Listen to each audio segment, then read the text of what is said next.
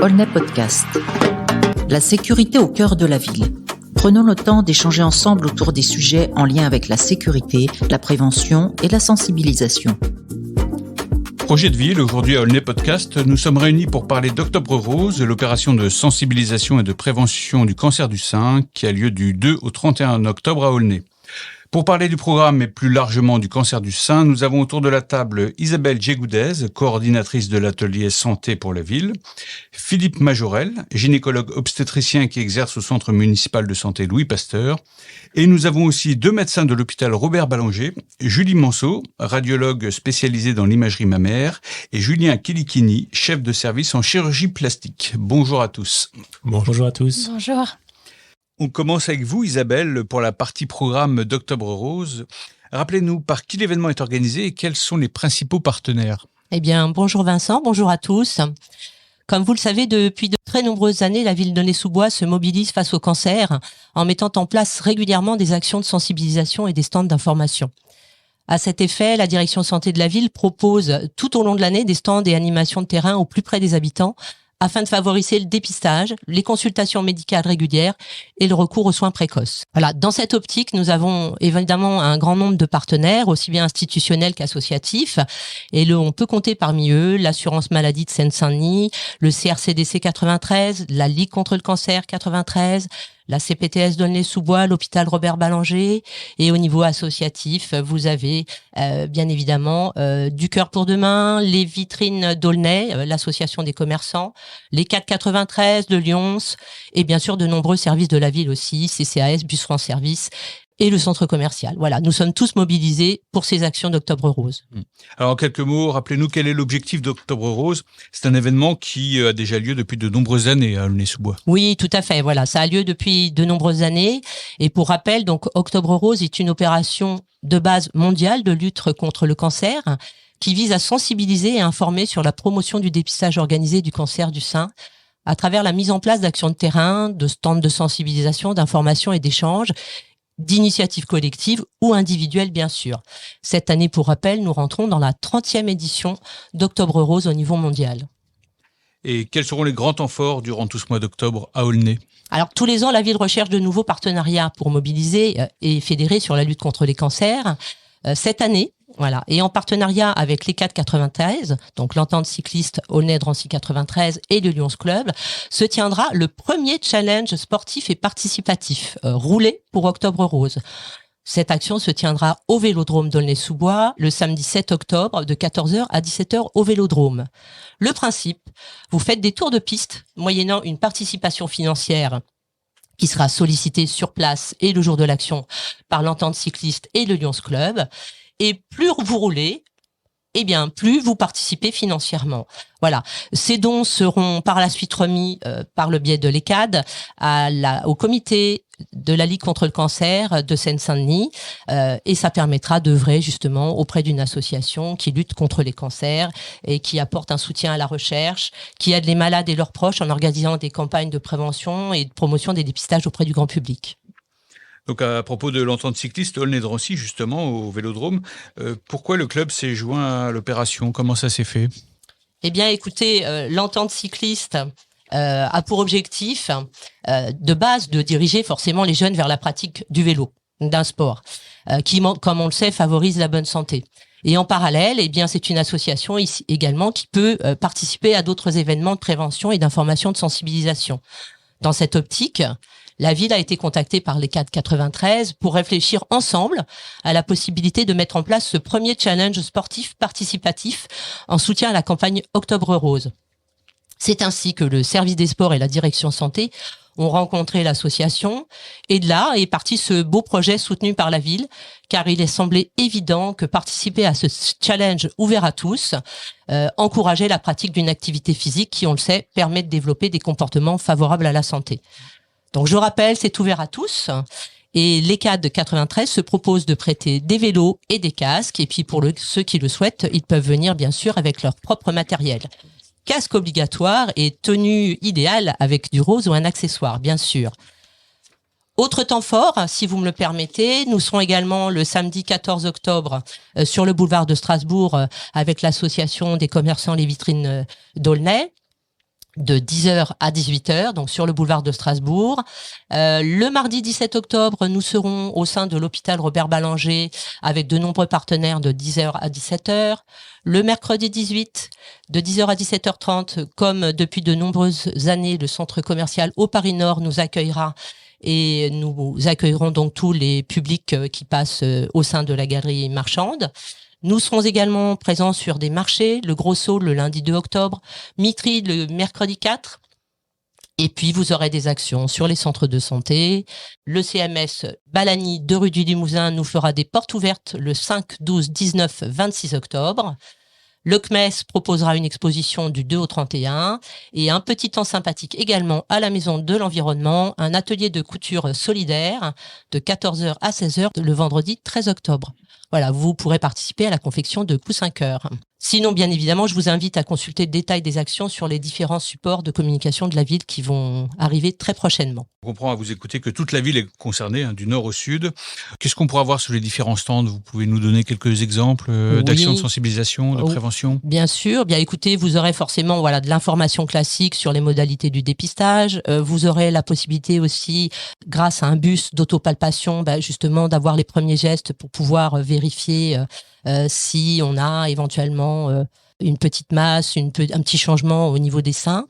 Vous aurez de l'information classique, des lieux de dépistage, qu'est-ce qu'une mammographie, où faire sa mammographie, comment s'inscrire pour prendre un rendez-vous. Voilà, des détails qui peuvent permettre à des femmes de se lancer dans ce dépistage, parce que c'est vrai que c'est des fois un frein de prendre des rendez-vous, de trouver les contacts. Voilà, donc on est là aussi pour parler de ça et échanger librement sur le sujet. Il ne faudra pas hésiter à venir, puisqu'on rappelle que l'accès aux activités est gratuit et ouvert à toutes et à tous. Tout à fait, oui. Merci en tout cas Isabelle pour ces précisions.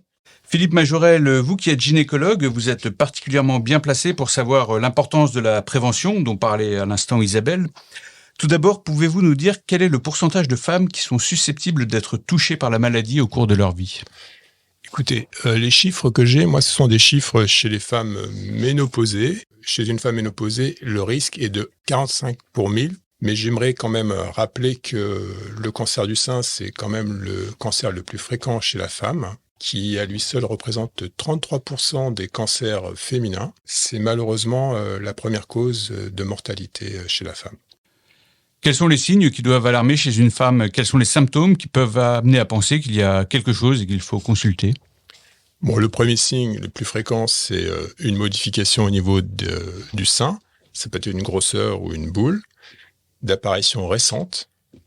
Après, on peut avoir aussi une rétraction ou une déviation du mamelon. On peut aussi avoir un écoulement au niveau du mamelon. Et puis, on peut avoir des signes cutanés qui peuvent être des signes au niveau de la peau elle-même, où on peut avoir un aspect peau d'orange, ou des fois ce qu'on appelle un méplas, c'est-à-dire un aspect aplati, une légère... c'est-à-dire que la peau va être rétractée, en fait. Voilà, ça, ce sont les signes cliniques les plus fréquents dans le cancer du sein. Et en matière de dépistage, quelles sont les recommandations officielles de la part des pouvoirs publics ? Puisqu'il y a un dépistage qui est organisé en France. Les recommandations sont à partir de 25 ans, de faire une consultation annuelle. Chez les femmes à partir de 50 ans, de faire une mammographie tous les 2 ans, ce qui n'empêche pas non plus la consultation chez un médecin clinicien. Voilà, ça, ce sont les principaux recommandations qu'on a. Et est-ce que l'hérédité peut jouer un rôle en matière de cancer du sein ? Oui, il y a certaines familles où on note la présence de cancer chez plusieurs ascendants ou descendants. Et là, on peut observer des mutations sur certains gènes, qui sont les gènes BCR-A1 et BCR-A2. Ça peut représenter 10% des cancers du sein. Voilà, donc ça, on va conseiller chez certaines femmes, lorsqu'on les interroge et qu'on note, là je parle d'une consultation gynécologique. Chez certaines femmes, quand on les interroge et qu'on note que dans la famille, il y a des sœurs ou des mères ou des tantes, qui peuvent être d'ailleurs des deux côtés, ça peut être des tantes maternelles ou paternelles, et qu'il y a eu donc des cancers chez ces personnes, la première chose qu'on va faire, c'est qu'on va leur conseiller de voir si ces personnes-là ont déjà fait un dépistage. Si c'est pas le cas, de voir si elle peut en discuter avec son oncologue.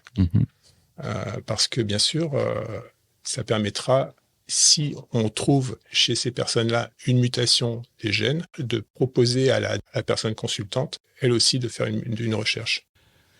Vous diriez que la médecine a fait des progrès en matière de guérison au cours de ces dernières années, ces dernières décennies ? Oui, car on note une amélioration de la survie à 5 ans qui atteint 88%, avec une augmentation de 9% entre 90 et 2015, qui est liée essentiellement au dépistage précoce, et puisque 60% des cancers sont dépistés à un stade précoce. Et deuxièmement, au progrès de la médecine au niveau thérapeutique et au niveau aussi de la médecine de dépistage. Merci Philippe. Je me tourne maintenant vers vos collègues médecins qui exercent à l'hôpital Robert Ballanger. Julie Monceau, quels sont les profils des patientes qui viennent vous voir pour une mammographie ? Alors, tout d'abord, il y a les patientes qui sont âgées entre 50 ans et 74 ans, qui vont recevoir tous les 2 ans, directement dans leur boîte aux lettres, une invitation pour participer au dépistage organisé du cancer du sein et donc passer une mammographie. Cette mammographie, elle va être intégralement prise en charge par la sécurité sociale. Avant les 50 ans d'une part, donc entre 40 ans et 49 ans, et d'autre part, après les 74 ans, on encourage les patientes à participer à un dépistage qu'on dit individuel, avec l'ordonnance de leur médecin pour passer cette mammographie. Donc ça peut être le gynécologue ou le médecin traitant qui prescrit cet examen. Comme disait Dr Majorel, il y a quelques situations particulières en cas d'antécédents familiaux multiples, de terrain à risque, où là il y aura un suivi personnalisé prescrit par le médecin. Enfin, toute patiente, quel que soit son âge, peut être amenée à passer une mammographie ou une échographie en cas d'anomalie clinique. Alors certaines femmes peuvent être un peu hésitantes à faire l'examen, qui peut être parfois un peu douloureux. Qu'est-ce que vous leur diriez pour les rassurer ? Alors, il n'y a pas d'inquiétude à avoir. C'est une équipe de professionnels qui va vous prendre en charge. La mammographie, elle est réalisée par un manipulateur en radiologie avec un appareil de radiologie, c'est le mammographe. Les seins vont être placés l'un après l'autre entre 2 plaques qui vont se resserrer et qui vont comprimer le sein, uniquement pendant quelques secondes. Pour le bilan standard, il y aura 2 clichés pour le sein droit, 2 clichés pour le sein gauche. La compression du sein, elle est nécessaire pour notre analyse. C'est ce qui permet de garantir la qualité des clichés. Et elle ne va durer que quelques secondes. Elle est sans risque pour la poitrine, y compris si vous avez des implants mammaires. Il y a eu en plus des évolutions techniques dans les appareils. L'évolution du matériel a fait que les constructeurs ont élaboré les palettes de sorte à minimiser au maximum cette sensation désagréable. Et quoi qu'il en soit, en cas de crainte, il ne faut pas hésiter à en parler le jour de l'examen avec le radiologue ou le manipulateur. Et une fois la radio effectuée, quels sont les différents scénarios possibles pour les patientes ? Alors, une fois qu'on a réalisé la mammographie, on va compléter avec un examen clinique. Et souvent, on va également compléter avec une échographie mammaire. Cela ne signifie pas nécessairement qu'il y a une anomalie. Nous avons ensuite, pour conclure, une classification, qui est la classification BI-RADS de l'ACR, c'est l'American College of Radiology. Et là, 3 scénarios sont possibles. Où l'examen est classé ACR1 ou ACR2, c'est-à-dire qu'il n'y a pas d'anomalie significative qui a été détectée. Dans ce cas, on invite la patiente à repasser cet examen dans 2 ans. Deuxième scénario possible, l'examen est classé ACR3, c'est-à-dire qu'on a détecté une anomalie, mais cette anomalie a les critères à l'imagerie qui sont typiquement bénins. Donc dans ce cas, on propose un suivi rapproché avec un examen ciblé à 4 ou à 6 mois. Enfin, l'examen peut être classé ACR4 ou ACR5, c'est-à-dire qu'il y a une anomalie indéterminée ou suspecte qui a été détectée. Dans ce cas, il faut absolument poursuivre les analyses, réaliser un prélèvement, c'est ce qu'on appelle la biopsie. On le fait sous anesthésie locale et cela va permettre de déterminer la nature de la lésion. Est-ce qu'il s'agit d'une lésion bénigne ou est-ce qu'il s'agit d'un cancer du sein ? Auquel cas, on va aussitôt prendre en charge la patiente avec une équipe pluridisciplinaire qui sera à l'écoute et qui l'accompagnera. Donc là, dans le dernier cas, c'est l'opération, quoi. Donc, il y aura de façon inéluctable, oui, une opération. Et c'est là qu'intervient le docteur Julien Kilikini, qui est spécialiste en chirurgie plastique. Docteur, quelles sont les alternatives pour une femme après une opération ? Quelles sont les différentes options thérapeutiques qui s'offrent à elle ? Alors après une chirurgie curative pour traiter la maladie, qui peut être soit partielle en enlevant un morceau du sein, soit totale en réalisant une mastectomie, c'est-à-dire l'ablation totale du sein, on peut être amené à proposer aux patientes une reconstruction secondaire du sein. Ces techniques de reconstruction secondaire se sont développées dans ces dernières années avec beaucoup de techniques qui permettent de s'adapter aux différentes morphologies des patientes et comme elles présentent toutes des avantages et des inconvénients, permettent d'être le plus sur mesure pour les patientes. Les nouveautés dans les dernières années, c'est que ces techniques maintenant sont proposées aussi en reconstruction dite immédiate, c'est-à-dire on peut réaliser dans le même temps de la mastectomie la première étape de la reconstruction du sein. Ça permet aux patientes de ne pas passer par cette étape où elles ont le thorax à plat. Et ça permet aussi, lors de la mastectomie, d'essayer de conserver le plus de structure anatomique du sein, c'est-à-dire d'essayer de garder la peau et de garder aussi l'aréole et le mamelon pour obtenir un résultat morphologique, esthétique le plus satisfaisant à la fin du traitement. Mais est-ce qu'un accompagnement psychologique peut être aussi proposé à des patientes? Parce que quelque part, elles ont subi une amputation et elles pourraient vivre les conséquences de l'opération comme une atteinte à leur féminité. Parce qu'une ablation, c'est jamais un acte anodin. Donc, est-ce qu'il y a un accompagnement aussi à ce niveau-là? Totalement. Alors, la prise en charge du cancer du sein, c'est vraiment une prise en charge multidisciplinaire, avec donc plusieurs acteurs de santé qui vont s'occuper des patientes, aussi bien donc dans le diagnostic au préalable avec l'imagerie, la biopsie, mais aussi dans le traitement avec des chirurgiens gynécologues et des chirurgiens plasticiens. Et puis à toutes les étapes de ce traitement, de la prise en charge, on propose aux patientes un soutien, une aide psychologique pour justement les aider à passer ces étapes. Ça peut être au moment de la prise en charge de la maladie en elle-même, comme après la prise en charge, au moment de la prise en charge des séquelles et de la réparation des séquelles de la maladie. Est-ce qu'il y a une durée moyenne de traitement post-opératoire ou est-ce que cela dépend vraiment de chaque cas? Alors, c'est effectivement maintenant très variable en fonction des cas puisque on a beaucoup d'options maintenant à notre disposition et la prise en charge est vraiment faite sur mesure en fonction des patientes. Mais en règle générale, la reconstruction mammaire, c'est quand même un processus qui ne se fait pas en une seule intervention. Il y a généralement 1 à 3 interventions qui sont espacées de plusieurs mois. Donc avant de finir et de clôturer, entre guillemets, le parcours de reconstruction, eh bien, on a environ 6 à 12 mois de prise en charge avec 1 à 3 interventions. Ouais. Donc un processus assez long mais nécessaire. Nécessaire si la patiente en fait la demande, puisque là encore, le but est de reconstruire les patientes qui en sont demandeuses et de permettre à la majorité, voire même à la totalité des patients d'avoir l'accès aux soins et l'accès à la reconstruction mammaire. Très bien. Écoutez, merci Julien pour vos éclaircissements et merci à tous de vous être déplacés pour ce podcast. En tant que médecin, vous avez chacun votre spécialité, mais au final, vous êtes tous d'accord pour dire que la prévention, c'est super important, quoi. Primordial. Oui. Parce que l'idée, c'est que plus le cancer est détecté tôt, plus on a de chances de guérir. Hein. C'est ce que vous dites tous, quoi. Oui. La prévention, la sensibilisation, c'est justement l'objet du mois Octobre Rose, dont vous pouvez retrouver le programme complet sur le site de la ville www.aulnay-sous-bois.fr. Quant à moi, je vous dis à très bientôt pour un prochain podcast Made in Aulnay. Aulnay Podcast au cœur de la ville. Le podcast 100% aulnaysien où l'on prend le temps de discuter de sujets aussi divers que la jeunesse, la culture, les grands projets, l'environnement. Un moment privilégié en direct de la Maison des projets du patrimoine.